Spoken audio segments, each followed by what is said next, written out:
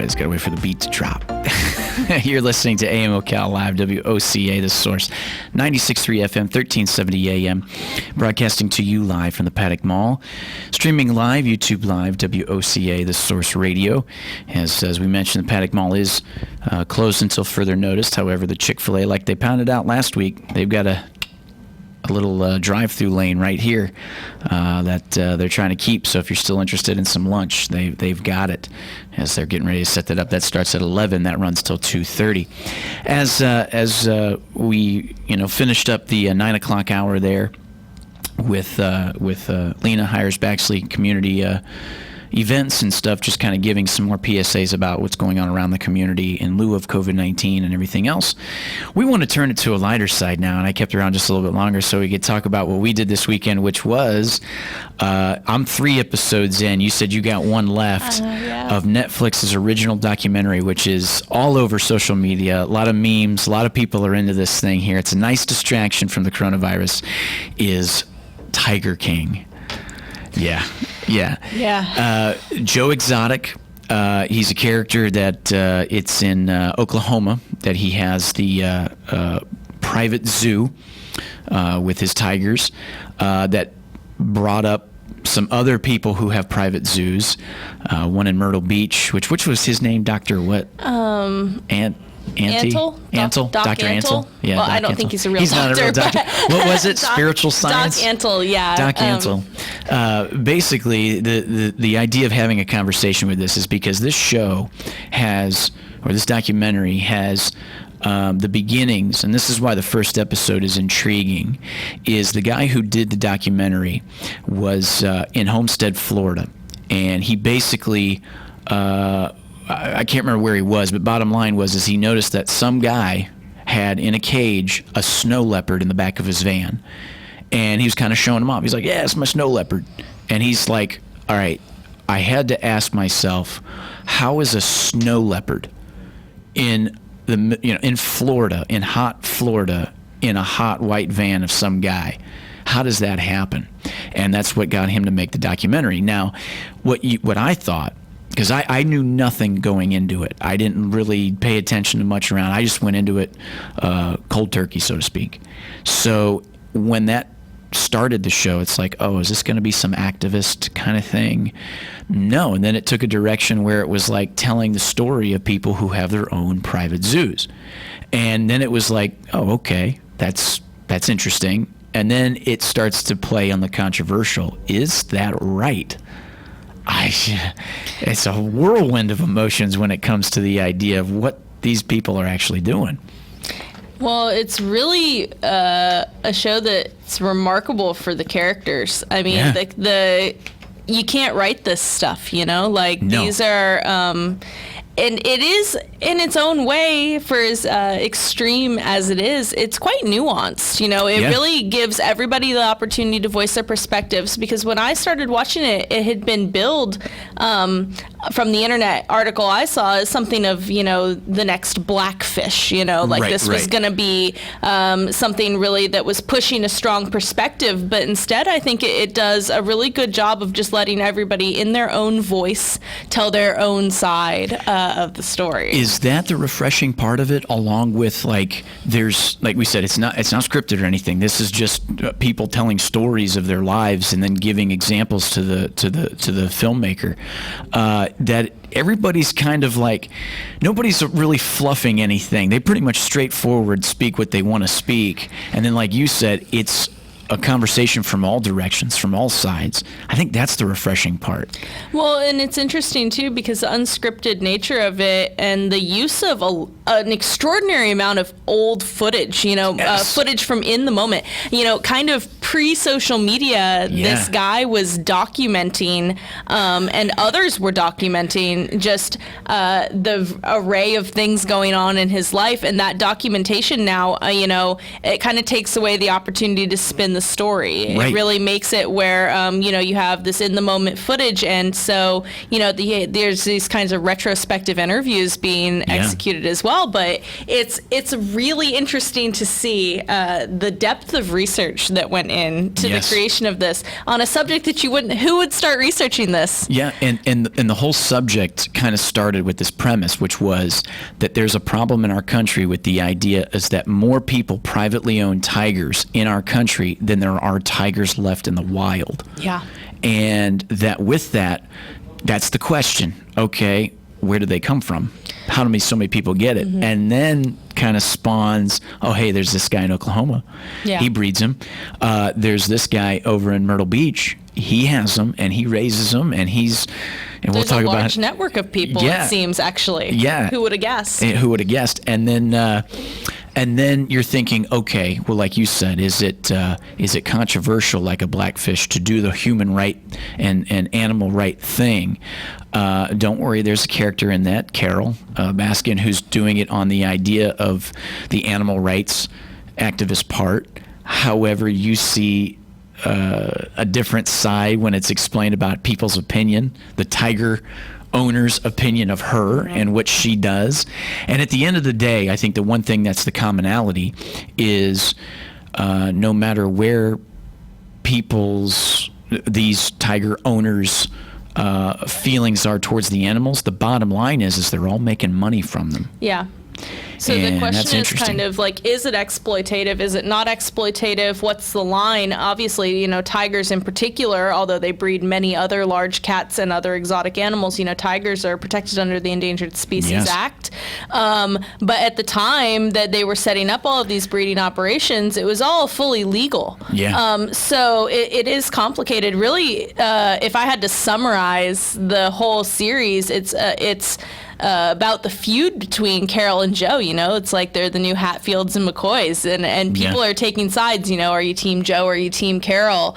Or are you kind of looking at the two of them? So the two perspectives are that Joe Exotic, who is a breeder and an owner of this private zoo where he profits off of getting your picture made with a cub, all of those kinds of things, he's saying that this is about protection, that the way you get an animal to no longer be endangered is you make more of them. You Yeah. do so in a protected environment, and that you get people to emotionally invest in the animals through interacting with them, which has kind of been the premise of zoos for a long time. This idea that zoos Right. are arbiters of conservation via people's ability to connect with and love and understand the animals more intimately. It's hard to want to protect something that you've never seen before. Right. But Carol's side of it is that, this is exploitation of these animals. They're living in an abusive, non-natural situation. That her cat rescue wouldn't even have to exist unless people like Joe would stop breeding these animals irresponsibly.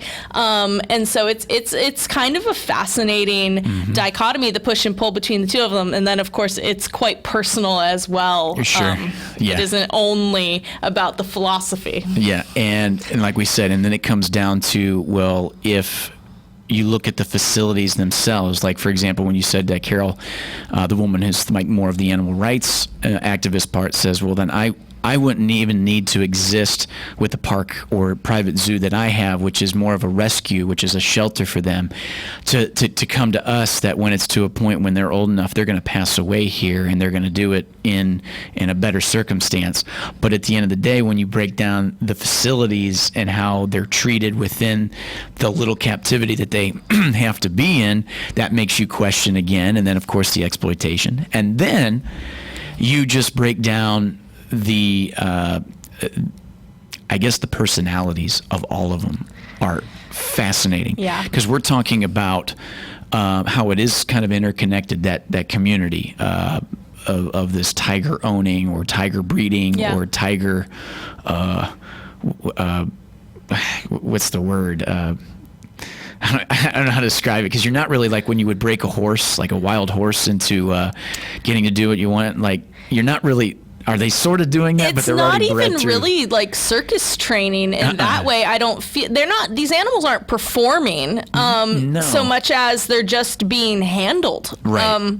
Yeah, it's terrifying actually. and then you realize that this community, how it's all interconnected, and we're talking about some crazy personalities. The Carol woman is, matter of fact, the guy filming the documentary said it when he first met her. he goes, wow, look how she's dressed. Perfect for what this is. Dressed like a hippie with flowers on her headband.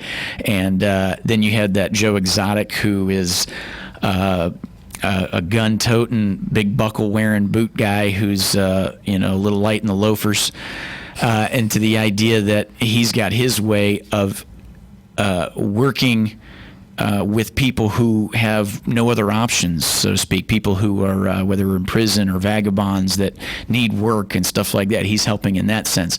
And then you got a guy who's real well put together with that Doc Antle, who's got the zoo and the animals, which as you start to find out more about that situation, you're like, this guy seems to be doing it right, and he takes care of the people who are necessarily taking care of the tigers. And then you start to find out there's a lot of exploitation there of his workers. Yeah, and it almost sounds like its own little cult in a way. And the thing you bring up too that makes this so interesting is just, you couldn't costume these people better than they costume themselves. Yes. Like, it is extraordinary. They have such distinctive looks. Joe Exotic with his really extreme mullet, very, bleach blonde, eyebrow ring, eyeliner, and then Carol dressed in head to toe animal print in every shot that they show. Doc Antle has this kind of like pith helmet, kind of floppy fishing hat with a ponytail, down to his lower back. But he's always dressed as if he's that guy who's working with the dinosaurs at Jurassic Safari Park. Guy, he's the Safari Joe. He's like he could shake hands with the old crocodile hunter and be like, yeah, I get it, man.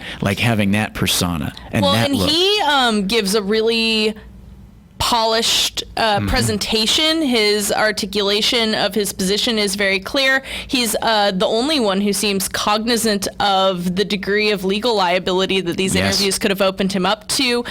So he is really kind of the smoother, suaver version of Joe Exotic, the guy who would never end up in the position that Joe Exotic has found himself in, but the guy who's doing the same things. Yeah. And then you have Carol, who is very passionate, speaking from the heart about what she feels, but who has a complicated backstory and whose facility, if you were to take photographs of the facilities with no other input whatsoever, you would think they were all doing the exact same thing. Yeah. So that part was very interesting, but the motivation really is, it's like the classic philosophical debate between Immanuel Kant and John Stuart Mill, what's more important, the emotive or the consequence? Yes. And so, And then at the end of it, the motivation, and what is it? Is it the financial gain for the exploitation of it? And then, like you said, then what are the consequences of that? And with that is a character that I thought was interesting. Basically, the Tony Montana character type. Oh yeah. That actually was a guy who has his own, but it's for his private collection. It's for his. It's always Florida, isn't it? Yes, I know. And I was going to say that's the segue into why this makes it so interesting is just, I'm going to say this, how many, they showed a map at one point and then showed how many areas within each state of the continental 48 have the most privately owned tigers, or wildcats, if you will.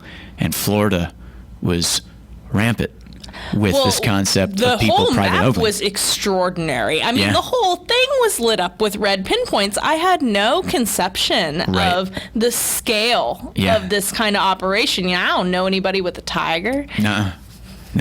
And it makes you wonder then just how does that go? And it all leads back to the beginning where the guy said, hey, I had to take initiative on this when I noticed that this guy in the back of a white van with no windows. I think he was coming to a reptile farm, right? To get something, a snake. And he goes, when the guy purchased the snake, I realized that in the back of his van he had a snow leopard. And how is that in the midst of Florida does that happen? And as he got into it, it went deeper and deeper and deeper to find out that, man, there is a network, there is a system. There is a connection. There is a community of this.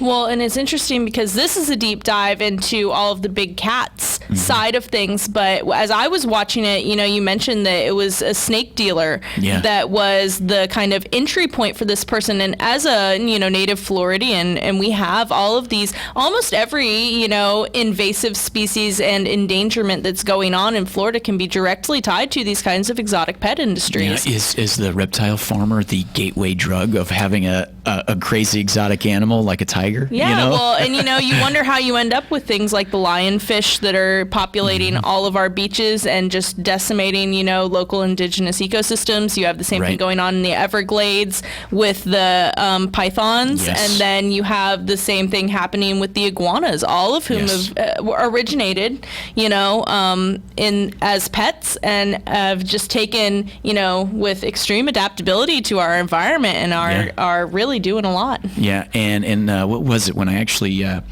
think it was the first or second week that I had started doing the hosting that I had read something come up. It was the Python Bowl, because in lieu of rounding the Super Bowl, was that they hold an event to go out there and try to kill as many pythons as you can find.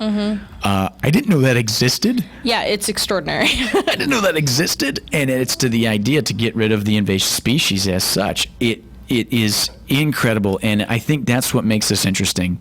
The show Tiger King is interesting because of the personalities of the characters who maybe own these tigers and run these facilities.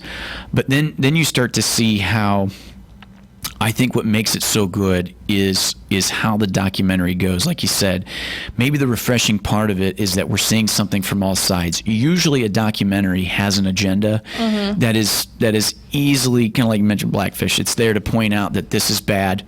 You should have an emotion about it being bad. And then when you finish watching that documentary, you have the emotion to say, I feel like maybe I should do something about it or something else. At the end of 3 episodes, I was kind of like, I don't. Is it bad? I don't know. I kind of understand. I kind of don't. Let's see how this plays out. And at the end of the day, I want to see what's in her closet. Well, and there's a very, I think, reality-based, like real-world sense of ambiguity, you exit the documentary feeling as though there's absolutely no good guy in the room. Yes. That part, I think, is true to life. Everybody has good and bad parts about them, and this documentary did a really good job of not letting anybody put up the veneer of their their sainthood.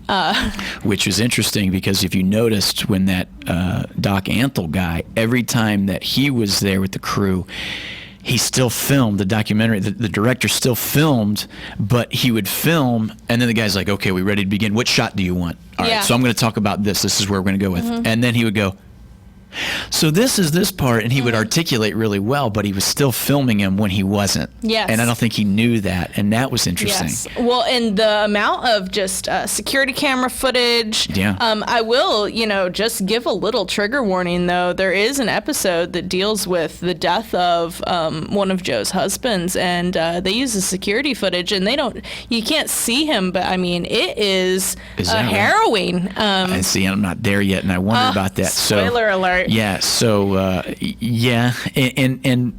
there's a lot of uncomfortable things in this, whether it be how you feel about the animals, how you feel about how do I say this? I'm trying to be as politically correct as I can. Someone's sexual preference, if you will. And how that plays out with the idea of that, and how you would define the boundaries of a marriage for yourself versus how other people may be choosing to define that institution. Yeah. And that's different in itself. And then the cult.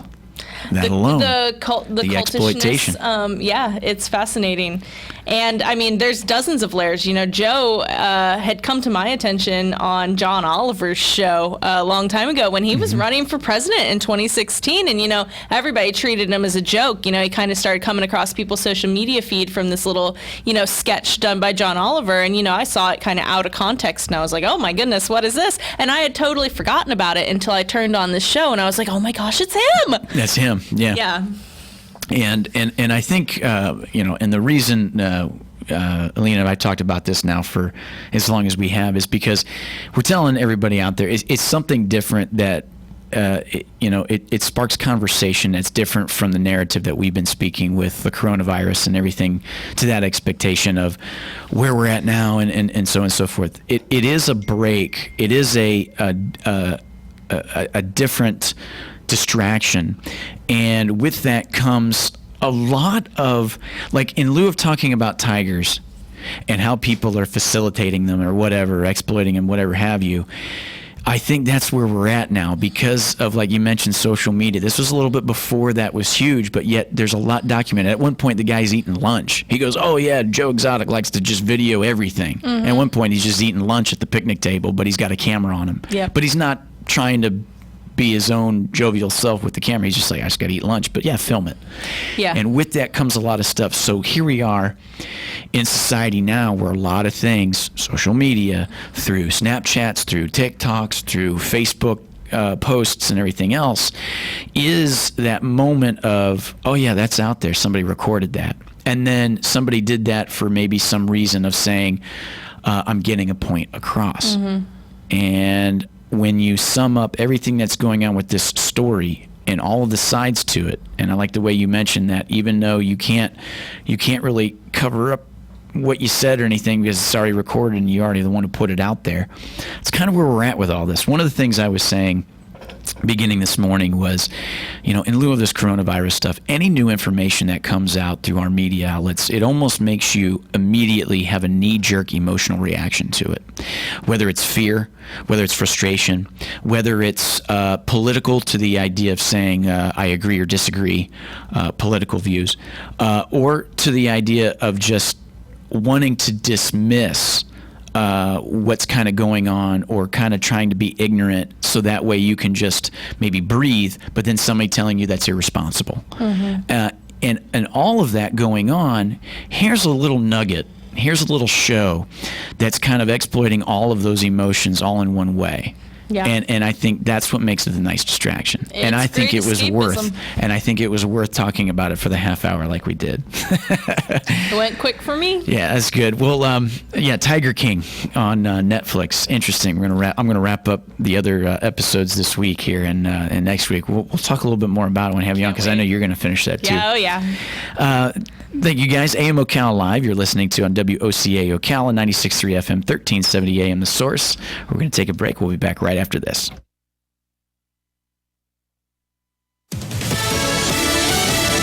Fox News, I'm Chris Foster. There are 143,000 coronavirus cases confirmed in the country. That's a 66% jump since Friday. More than 2,500 people have died. President Trump tells Fox over the next 2 weeks, we're thinking that around Easter, that's going to be your spike. That's going to be the highest point, we think, and then it's going to start coming down from there. That will be a day of celebration. Social distancing guidelines from the White House are now extended to at least the end of April. The Navy hospital ship Comfort arrives in New York City today. It has 1,000 beds, a dozen operating rooms, and a laboratory. And while medical staff on board won't be treating coronavirus patients, they will be treating patients moved from hospitals in need of other medical help. The Comfort is the second of 2 ships deployed to help assist hospitals during the surge of the coronavirus pandemic. The USNS Mercy arrived in Los Angeles on Friday. That's Tanya J. Powers. America's listening to Fox News. Liberty Mutual Insurance Company helps you customize your renter's insurance so you only pay for what you need. Unlike things you paid for you didn't need, like that much-needed 125-inch flat-screen TV. It's hurting my eyes a lot. For your 200-square-foot apartment. My neck isn't so much stiff as it's completely stuck. With Liberty Mutual, get customized renter's insurance so you only pay for what you need. Uh-oh, I'm seeing color splotches. Liberty, liberty, liberty, liberty. Only pay for what you need at libertymutual.com. Do you approve of President Trump's handling of the coronavirus pandemic? The big media and Nancy Pelosi are blaming him. Now you can let America know your opinion about President Trump. Vote today in Newsmax's poll. Just text the word VOTE to 39747. That's VOTE to 39747. And Newsmax will share the poll results with Congress and the media. It takes only a minute. So text VOTE to 39747 and let your voice be heard right now.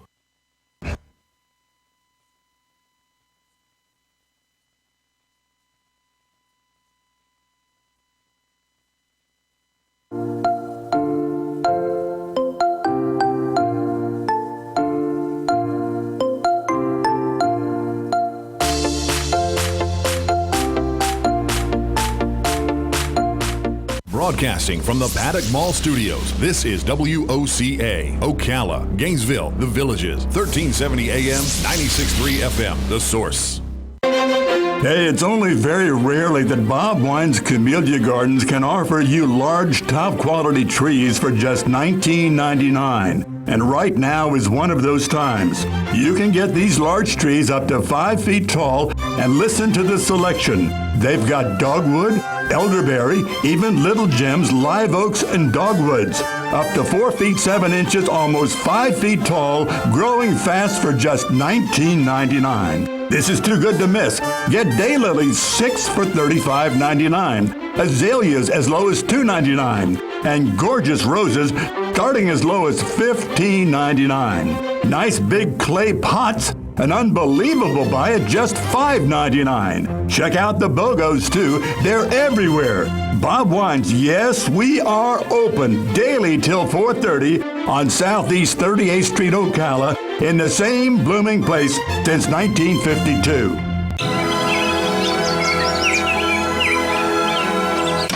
Did you call Mike Scott Plumbing about the irrigation? No, but did you know a crocodile can't stick its tongue out? Or that Humpty Dumpty rhyme never actually says he's an egg? Or that Chuck Norris counted to infinity? Twice. Where the do you come up with these facts? And what's that have to do with the lawn? Nothing really, just hoping you'd forget what you told me to do. Well, here's a fact. Just like an elephant, I never forget. And here's another fun fact for you. If my plants die because you didn't call Mike Scott Plumbing to come over and install an irrigation system, you're going to be the one out there all night with a hose. Well, as a matter of fact, I think I'll call Mike Scott Plumbing right now. Now that's a fact. 237-2888. Yes, 237-2888. Because I know. If water runs through it, they do it. Did you know honeybees have 5 eyes? Oh, brother, you're going to do this all night now, aren't you? Or that a strawberry is not actually a berry, but a banana is? Or that Chuck Norris killed 2 stones with 1 bird? Or that polar bears are left-handed? Or that... Ocala Quick Minute News. You'll need to keep your distance for at least a month. We will be extending our guidelines to April 30th to slow the spread. At a coronavirus task force briefing last night, President Trump said coronavirus deaths in the United States could peak in the next 2 weeks. Here in Florida, 60 people have died from coronavirus. The Department of Health reports the number of cases statewide is nearing 5,000. Almost half of those cases are in Miami-Dade and Broward counties. Efforts are underway to stop coronavirus patients from crossing the Florida-Georgia line. The Department of Transportation announced yesterday the ramp from I-95 south to US 17 is closed indefinitely. Governor Ron DeSantis called for a checkpoint to be set up this weekend to find people from New York and other hotspots who are entering the state. For your Ocala Quick Minute News, 96.3 FM, 1370 AM, The Source. Hey, this is Matt from Crossroad Auto Sales. I want to invite you to come over and check out our vehicles. All of our vehicles at Crossroad Auto Sales go through a rigorous 100-point safety inspection. We work with most outside finance companies, and we even have in-house financing available. Stop by today at 1800 Northwest 10th Street or give me a call at 690-6695. That's 690-6695. Crossroad Auto Sales. We won't leave you stranded at the crossroad. Chick-fil-A Paddock Mall is open today, 11 to 7 p.m. Order curbside at the food court entrance or on the Chick-fil-A Mobile One app. Lots of room for parking at the mall. Record high temperatures for today. It will be mostly sunny and hot.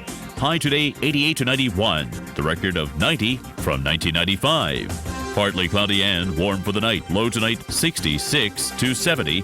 Patchy fog developing late and continuing into the morning tomorrow. Otherwise, Tuesday will be warm with periods of clouds and sun. Wind gusts up to 25 miles per hour. Tuesday's high, 87 to 91. From the Florida Weather Center, I'm Kevin Snyder. Attention passengers for Flight 1370. The plane has been delayed at its departure point and will be at least 2 hours late. We apologize for any inconvenience. Are you serious? It took us over an hour to get here, 2 hours going through security and getting our tickets, and now we have to wait another 2 hours. Yeah, it's beautiful here, but we're inside this overcrowded airport all day because the plane is stuck in bad weather. This is the last time we ever do this. When we get back, we're going to Ocala Aviation and getting our pilot's license. Yeah, we've been talking about that long enough. It's about time we did it. Then we could just fly ourselves and never have to deal with this mess again. Right. No long lines, no full body body groping security, no baggage checks. Not to mention never losing your luggage. Remind me again why we haven't done that? Well, we're idiots. Oh, right. Attention all passengers for flight 1370. It looks like the plane is going to be delayed a little bit longer. The airline has lost the pilot's luggage. Isn't it time you got your pilot's license? Call Ocala Aviation today. 352-861-7484. That's 352-861-7484. Hey, you've earned it. Call today. Keep up with what's going on in the downtown area with Ocala Downtown Newspaper. Delivering thousands of newspapers to businesses in the downtown area, Ocala Downtown is there to keep you informed. They even have Tom's Picks, a free referral for people who are looking for a company to do work for them. Tom's Picks will refer the company that fits your needs, and all we ask in return is that you tell them where you heard about it. It's simple. For more info, just call Tom's Picks, 352-804-1223, and pick up your copy of the Downtown Ocala newspaper today. And now read Ocala Downtown newspaper online. This is Jan from Palm Garden, and March 30th is Doctors' Day. We are so grateful for the tireless dedication and professionalism of all the doctors we work with. I'd like to single out our medical directors, Alfonso, Martinez, and Sid Clevenger, and our attending physicians, Doctors Kidambi, Panchel, and Siva, for their ongoing service to our precious residents. Join me in wishing all the fine doctors of Ocala and Marion County a happy Doctors' Day on March 30th, and thank you from Palm Garden. Shamrock Security Systems, 629-3223. Shamrock Security Systems is located here in Ocala, Florida. Shamrock Security Systems is a top-rated alarm company offering 24/7 monitoring, video surveillance, fire and flood protection. You'll sleep a little better once the job is done. Shamrock Security Systems for over 31 years. 629-3223. Get a 100% free quote from Shamrock Security. 629-3223. Are you a medical provider that doesn't like to settle for the same boring scrubs? Scrub Paradise in Ocala has a wide selection of top brand scrubs with embroidery available and the newest medical shoes and accessories. Every medical provider should look as great as the care they provide. Scrub Paradise is just off Easy Street next to Shoe Carnival in Ocala. Stop by today or give them a call at 352-873-4368. That's 352-873-4368. Broadcasting from the Paddock Mall Studios, this is WOCA, Ocala, Gainesville, The Villages, 1370 AM, 96.3 FM, The Source.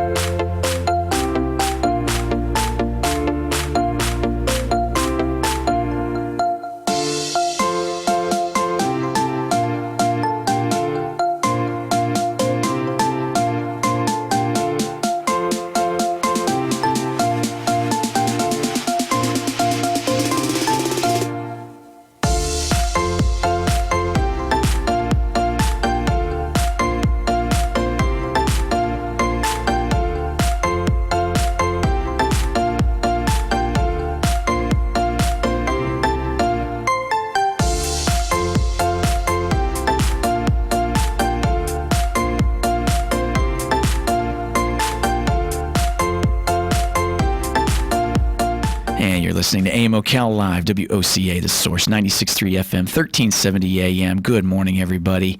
As we're making our way through our Monday here, now we've got 20 minutes before the top of the 11 o'clock hour to round out our show here. It's been a Monday. It's felt like a Monday.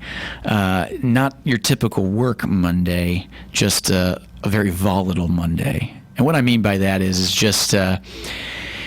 I think everything that happened from the weekend, it was like, oh, a lot of people got a break. And then Sunday, it's like, hey, by the way, if you were thinking about this coming to an end, don't, because by May is where we're looking at now. And I think that's just one of those things that a lot of people, I almost feel like a lot of people would say, man, I was really hoping it was going to be sooner than that. But then some people are like, well, if that's what's the best interest to not spread the novel coronavirus, then so be it.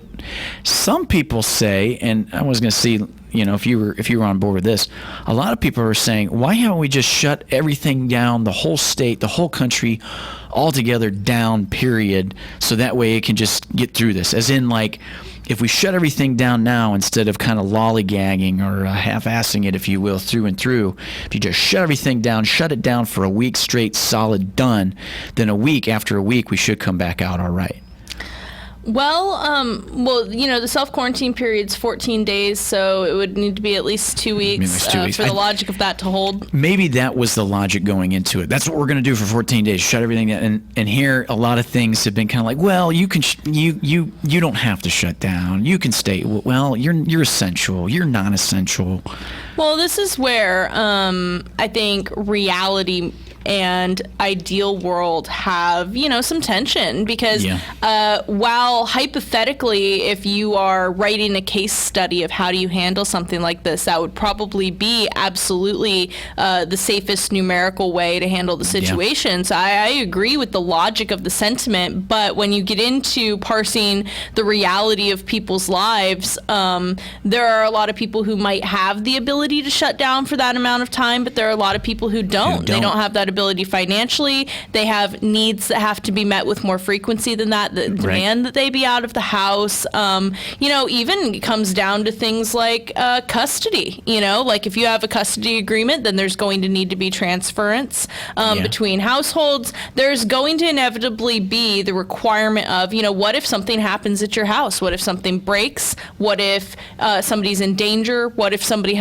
there's all of these reasons why that kind of thing just never actually functions. You can't make a blanket mandate like that. And then, you were talking about it earlier in the show, this idea of the tension between individual rights and civil liberties versus mandates for the collective good. To what degree do we compromise both of those two things in order to meet in the middle? Yes, such a different take on maybe a broad, for those listeners, just a broad idea on an ethical debate, like on an ethical side. Do you shut down and change the entire way of life, period, no matter what, for public safety and health?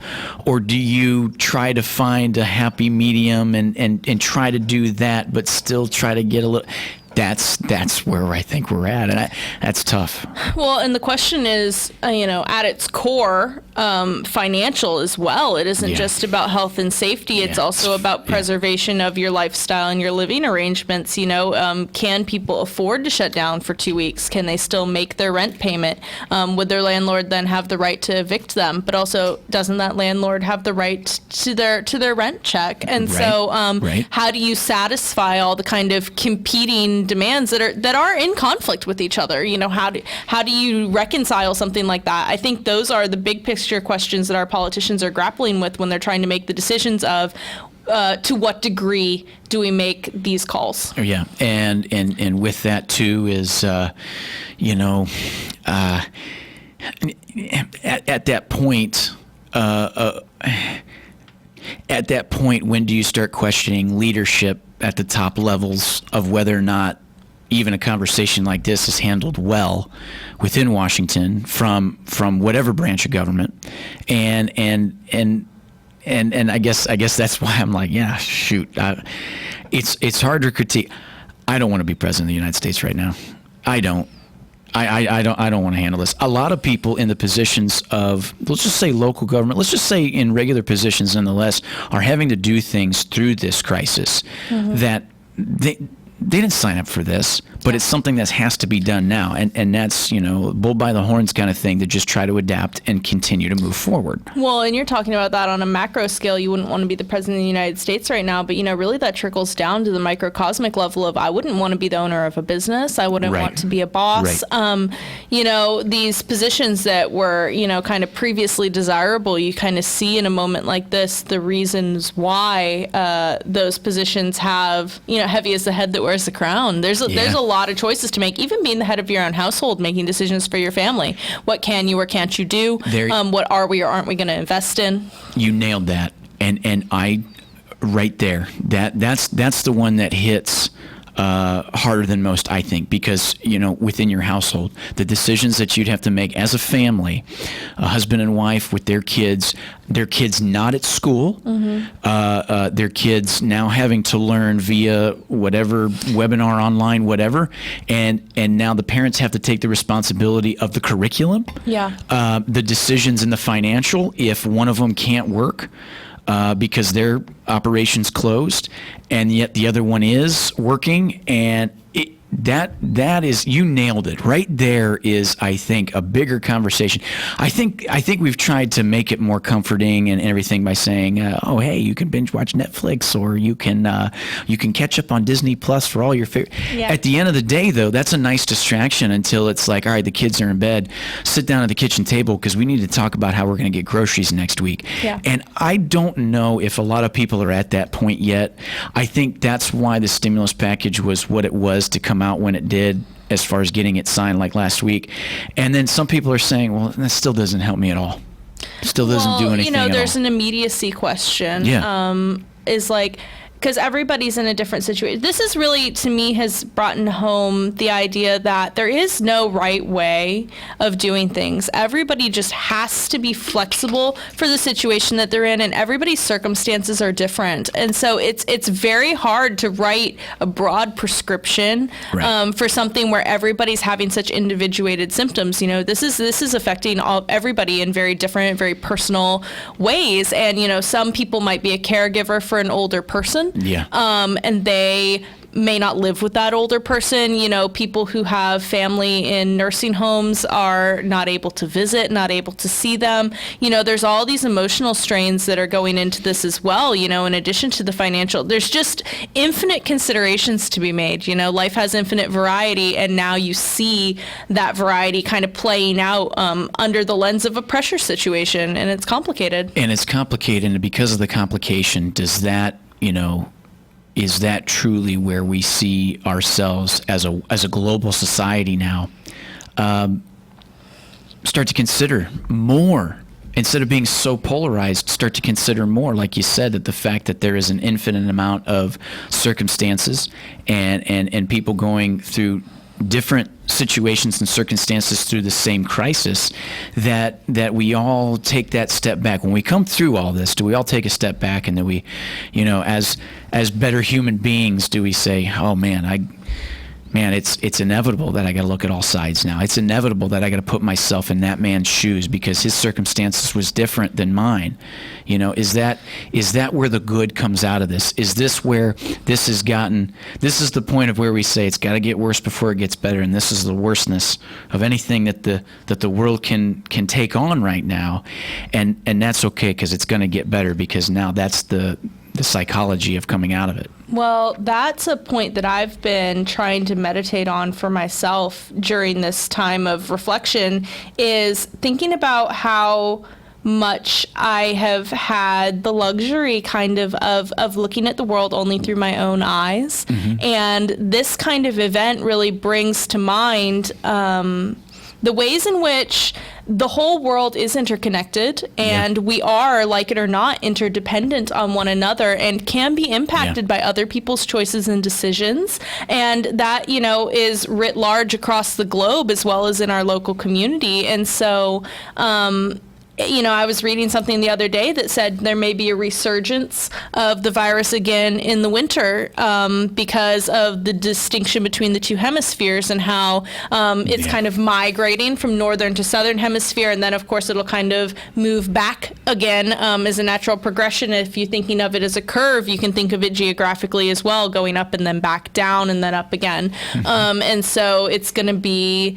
it's interesting to read all the science. It's hard to keep up with everything, and I know people are having fatigue from that, like there's like information overload almost. It's like it's enough to give anybody anxiety. Yeah. But it's important to stay informed. And so we talked for a while about Tiger King. It was kind of my escape from that. You got to find that healthy balance for yourself mentally, but also like as a community, and then as a country and as a world, we're gonna have to find that balance too. Yeah, and with that, it's almost as if I like how you said, almost exhausted from that in a way. People are now at this point exhausted from it. I get exhausted by the conversation of it by Wednesday. And my service is to keep people informed and to carry conversation.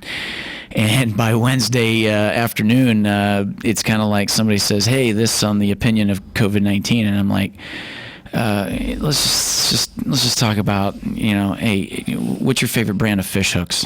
What? I don't even fish. I don't know. It's just so far from where we're at. Let's just talk about it, because, like you said, trying to find that balance and maybe too, I think part of it is when you.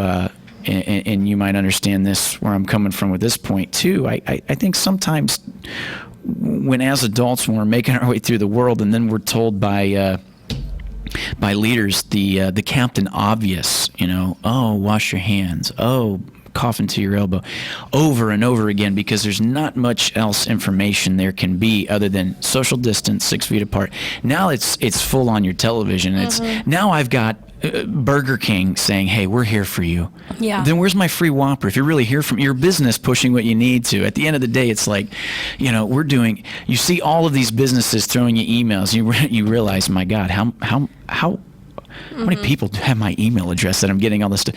Like, there's certain things that I'm getting. It's like, what did I see the other day? Some random thing that says, "In lieu of COVID-19, we're working." I'm like, what is this email from? How did they get my email? But at the end of the day, it's the same narrative that's over and over with what we're doing. And you almost start to feel, it's like if like your kid, if you tell them, "Hey, go wash your hands." "Oh yeah, I wash my hands." "Hey, go wash your hands." They're about to go wash their hands. You're like, "Go wash your hands." I know. And it starts to wear on it. Well, and it makes me, it's hard because you're frustrated with yourself also, because you see all the ways in which, even though it is obvious, I never realized how much I touched my face. And I still don't realize I'm touching my face until I'm already doing it. Yeah. And so it's just, it's a lot to keep in the forefront of your mind all the time. There's a lot of strain involved in that. And another strain that I've struggled with, and one of the things I've tried to keep in mind as I'm doing my research for the segment, is,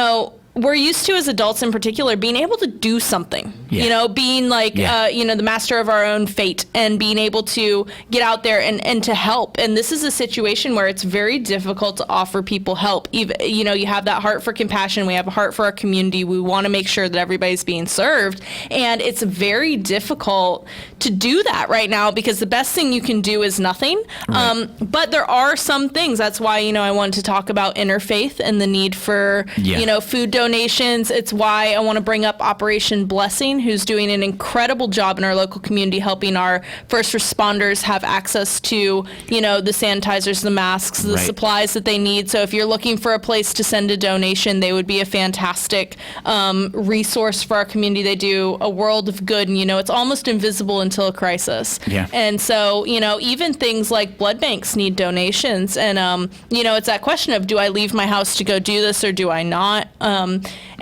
And it's a challenge, because people who need that blood, people who are relying on that, they didn't have that choice. Yeah. So it's just so difficult, because there's all these competing tensions pulling you in multiple directions. Yeah, and I thank you for that segue. Get out there, give the gift of life, and donate blood. Life South Community Blood Centers. as we had our segment with Galen, but we got really on the topic of kind of what you and I are discussing, so much so that we ran, and we even had a caller that we didn't even get to plug to get out there and go donate. But it comes back to that, like you said, I think in some way that's what makes this absolutely so unorthodox, is for most people that are like, I want to do something. I want to have the master of my own domain, my fate, and that's what's so different about this, and that's why it's unprecedented. That's why it's unorthodox. That's why it's unlike anything we've ever dealt with before. Well, I don't know if you've gone down the rabbit hole of the kind of comparison essays, doing like historical retrospectives on Spanish flu and influenza pandemics in the past, but let me tell you, don't do it. It's scary. Yeah. But the thing that stood out to me the most when I was reading about influenza crisis was that people knew they needed to stay home, and after a couple of weeks they got so sick of it they just stopped doing it, and then the fatalities spiked. Is that right? And I'm not saying that, I'm not a doctor. I don't know anything about, the coronavirus other than what anybody else could have read. Also, I have no insight. But if you are looking for a historical comparison, when I read that, I was like, oh, that put me in my place. Maybe I won't go to Lowe's this afternoon to get some mulch, Right. And then there's where the president's recommendation of now till May, is that they're maybe starting to see that little spike. And that's the change in it. And one more thing just to touch on as the distraction too has come with American Idol. We still watch that. Me too. Yeah, and that's been a little bit interesting. It was on last night and it's on tonight. And what they're showing is the previously recorded stuff up till the top 20, because then they go live. Yeah. But that's going to be postponed. They put that out about a week ago, that when the live performances that they'll have for dwindling down from the top 20 to the top 10, and then therefore for the top 3 and the winner, that those will be put off. But they're still a little bit aired now as they get themselves to the top 20. And I don't know about you, but the point I'm going to make here is it's been fun to watch, and there's some really, really cool talent and people who have persevered and gone through some of their own tumultuous endeavors to get to where they're at. Here's the other thing that I thought was fascinating, is knowing about, as this was being filmed, previously recorded, and the idea of airing it later, that COVID is starting to become something. And if you think about all these people traveling as they're in Hawaii, and when we talk about just the simplicity of don't touch your face, social distancing and all that, how much hugging and kissing and wiping of the eyes and the touching of the faces now, as I pay attention to that, I'm like, oh yeah, that's right. You really can't do that right now, man. Changes your perspective. Yeah, like they're strangers. Like Lionel Richie, come here, and gives her a kiss on the forehead and wipes the tear from her eye, and you cringe and you're like, oh, not now. But that's not something we weren't cognizant of at the time. It would be such an interesting sociological study. Yeah. For American Idol to, instead of postponing, to do the performances in an empty room. I wonder how much that would change, how much we as an audience, our votes are swayed by the audience responses to things. Right. I wonder how it would change the dynamic. Right. I think that would be fast. They should do it in the name of science. They should, just so I can They should do it in the name of distractions for more things from COVID-19. Great to have you here today, Monday. You ruled through my day. Carlos, did you get all that, partner? With big conversations today. Awesome, nonetheless. As we make our way to the end of the show here at the 11 o'clock hour, thank you, everybody listening to AM Ocala Live, as we continue to keep you informed and somewhat entertained and keep the conversation going. That's the point. And for everybody from Joe, Carlos, Lena, for today, until tomorrow, which we'll have another good show for you tomorrow, nonetheless, we thank you, everybody. And until tomorrow, for everybody here at The Source, WOCA Ocala, AM Ocala Live, goodbye.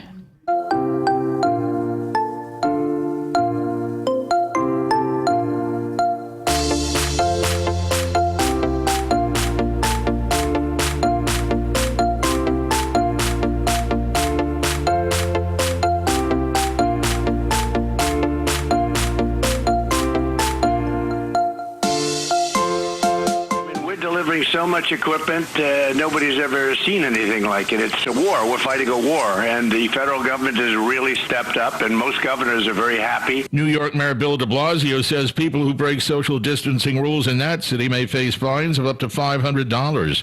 From the south to the Great Lakes, they're tallying up damage after a swarm of tornadoes spread devastation over the weekend. 17 of them reported. No deaths, but a number of people were injured. And this is USA Radio News. Balance of Nature's fruits and veggies. I tell you, I don't want to really be without it because I haven't really been sick in 2 years. I used to get something, bronchitis, laryngitis, cold, something, at least one. I haven't had any, so that kind of says a lot. It's pretty amazing. Right now, Balance of Nature is offering 35% off on any new preferred order. Go to balanceofnature.com and use discount code USA. At the American Veterinary Medical Association Annual Convention in Washington, D.C., I spoke with Dr. John Howe, AVMA president, about One Health. One Health is really a collaboration between physicians and veterinarians or public health officials.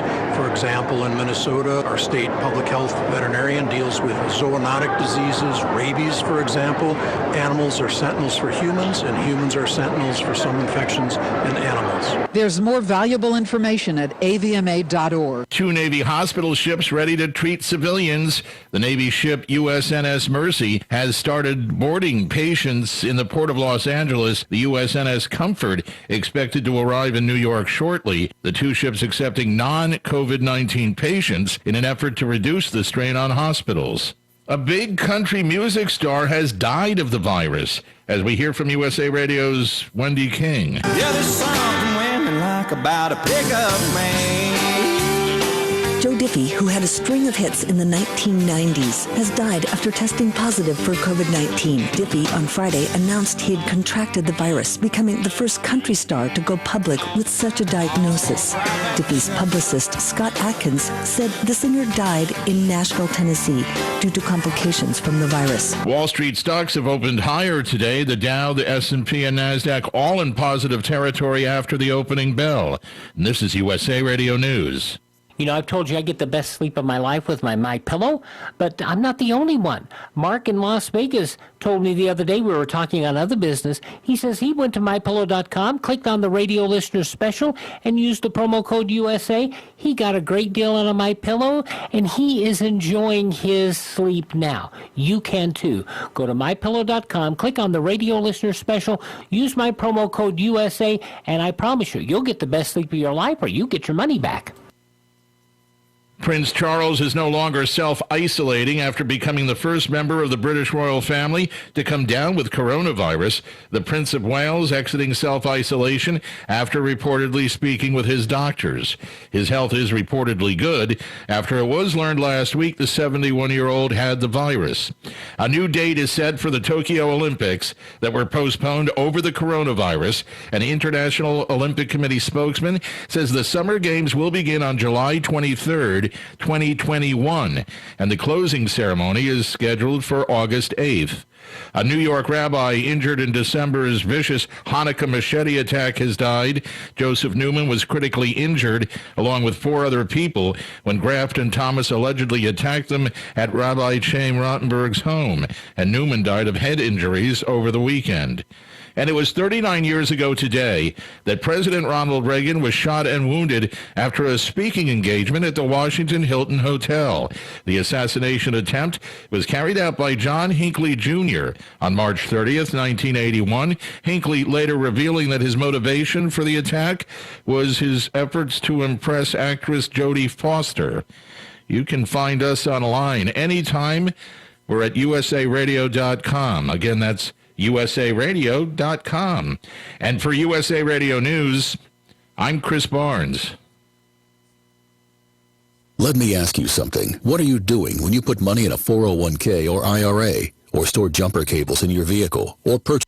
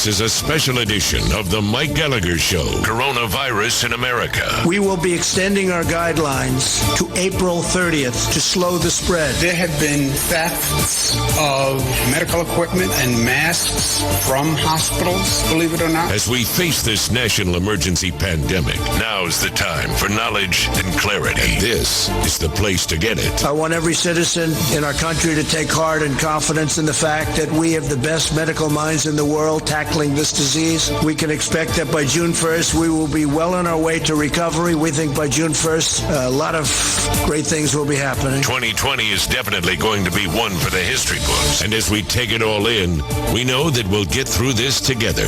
We're America. And now, here's Mike.